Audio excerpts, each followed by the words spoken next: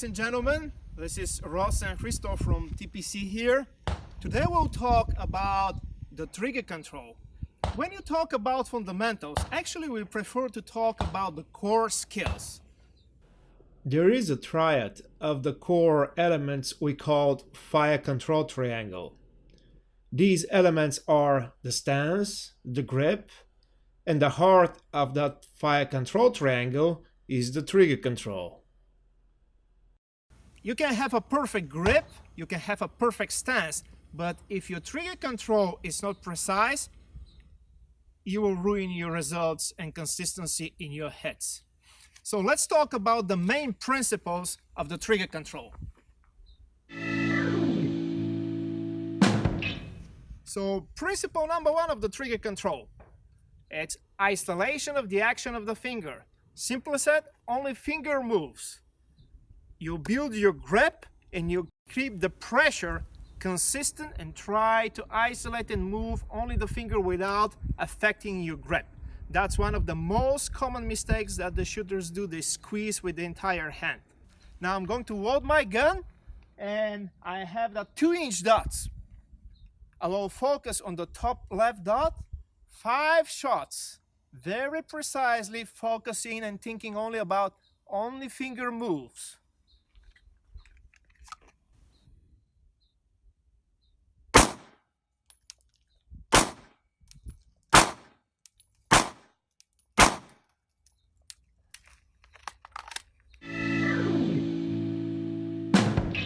So the second principle of the trigger control is the direction of the press. What's the answer? Straight back. When you're talking about straight back, I mean the actual press of the trigger. The gun is empty.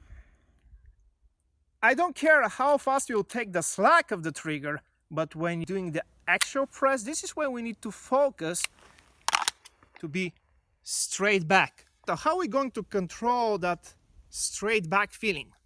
It's more mental, and the best visual analogy, a mental analogy that I recommend you to do, imagine that you want to simply touch your nose with your finger. That will make you in the actual press to move your finger straight back. Probably many of you have seen that chart on internet about trigger finger placement error. If the hit's on the left, means too little finger on the trigger. If they're going to the right, it's too much finger on the trigger.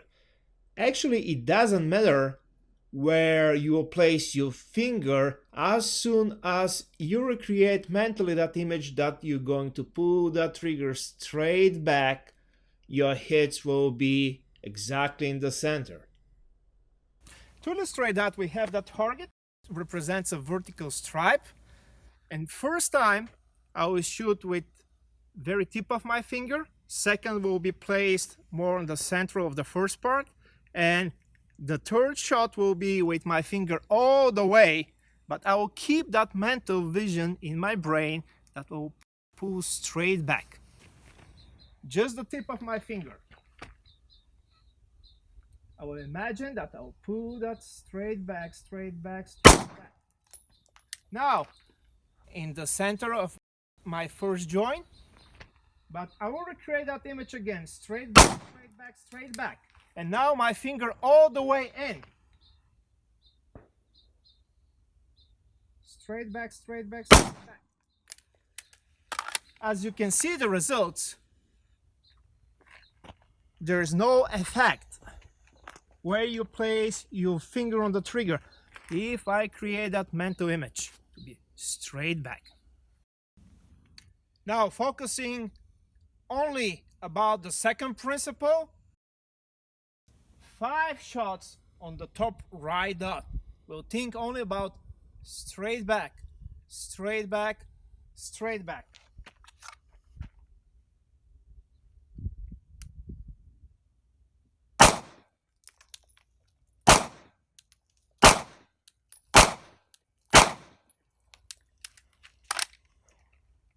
Now, there are 2 more concepts that will help us to achieve better isolation of the finger. First one is the speed of the actual press. Now we'll fire another 5 shots on the middle row left dot, and we'll think just about constant speed. The actual pull of the trigger is like a piston, it's not like a slap.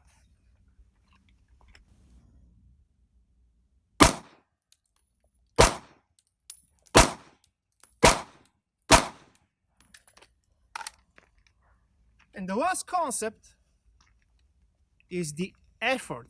How much effort you apply to pull the trigger? The answer is very simple. If you have a 3-pound trigger, how much effort you need to be successful? Ideally, technically it will be 3.1. The problem is that many people actually apply too much effort. It's not necessary. The simple answer is just enough. You'll fire 5 more shots thinking about them. Minimal effort, just enough.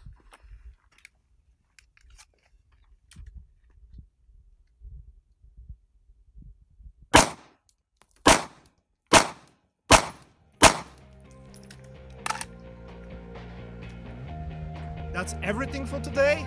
Train hard. See you next time.